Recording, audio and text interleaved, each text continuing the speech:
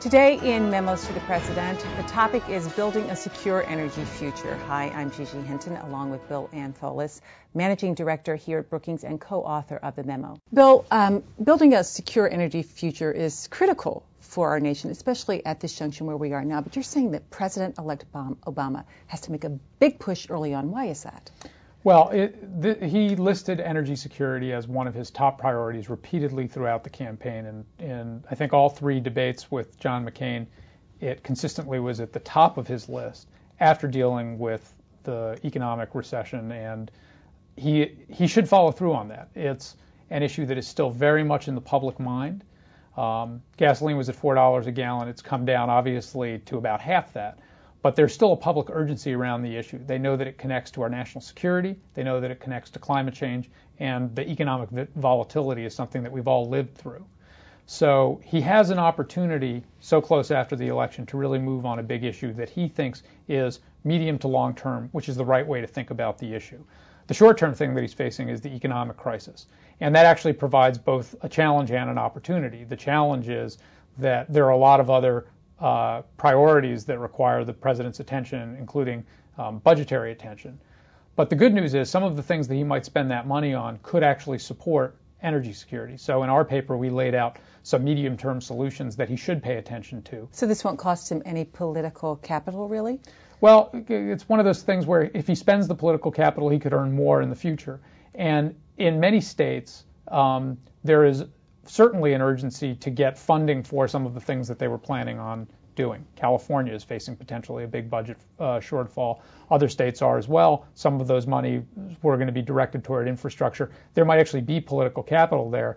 In those places where there might be opposition to the government spending more money, if that money leads to economic growth and the right kind of economic growth, it may end up benefiting him in the long term. Bill, there is an obvious connection between energy security and a good energy conservation plan. Potentially addressing climate change and energy security can work very well together.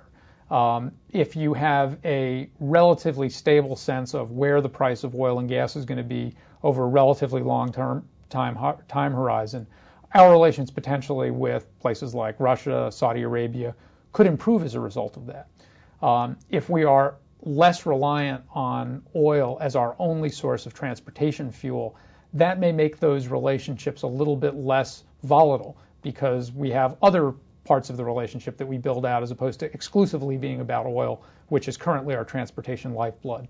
So potentially if Senator Obama, now President-elect Obama, moves in the right way on these issues and starts addressing the long-term challenges, long-term challenges of climate change, it will also have the effect of establishing a more stable set of relations on oil and gas issues. Thank you, Bill. We'll see you again here next week on Memos to the President.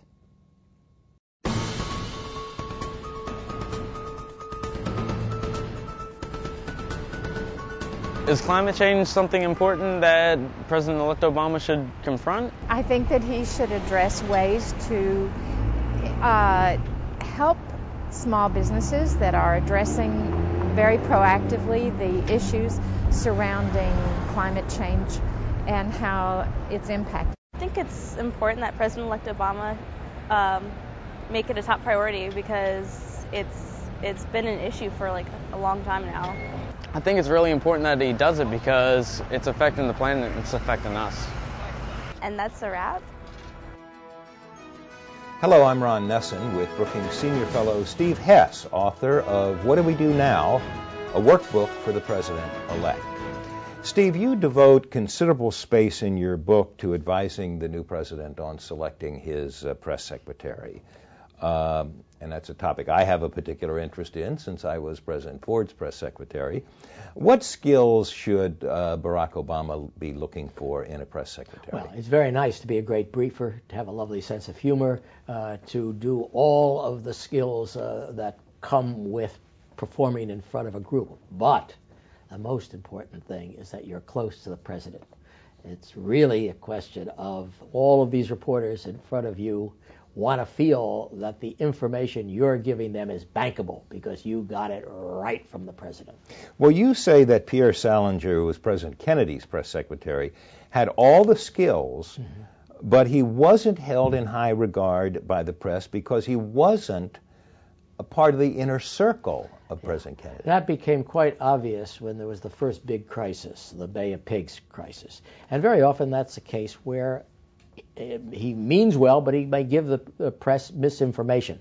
So that, to me, is the key point. It's what reporters tell me when I survey them, that they want most in a press secretary, and that's somebody who is really part of the inner circle. Well, Jody Powell was clearly part of President Carter's inner circle, and yet he wasn't liked very well by the press. Well, from Powell's point of view, it's not a question of he liked or it wasn't running for Mr. Congeniality. He was somebody who was trying to make the case, whether he agreed with it or not, make the case for his president, in this case, Jimmy Carter. So you think President-elect Obama ought to be looking at a former reporter for his press secretary? Reporters tend to be more conflicted. That is, they see this still from their old chair.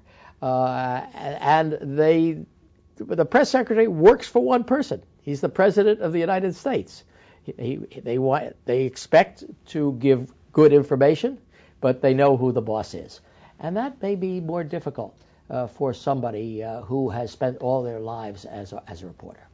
Jerry Terhorst resigned as President Ford's first press secretary because he disagreed with the pardon of Nixon.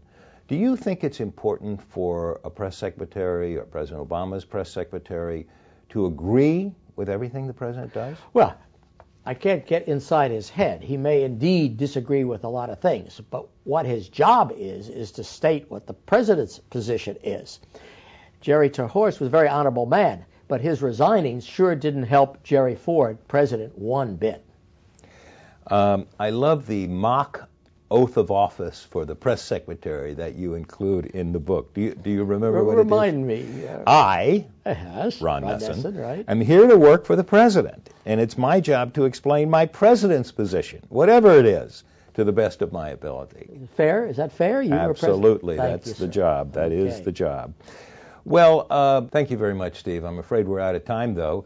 And we will be back next week, though, with more advice on what the new president should do as he prepares to move into the Oval Office. See you then. Be a part of the presidential transition. Join our pundits and experts for The Scouting Report, our live web chat every Wednesday afternoon at 12:30. Log on to www.brookings.edu/transition.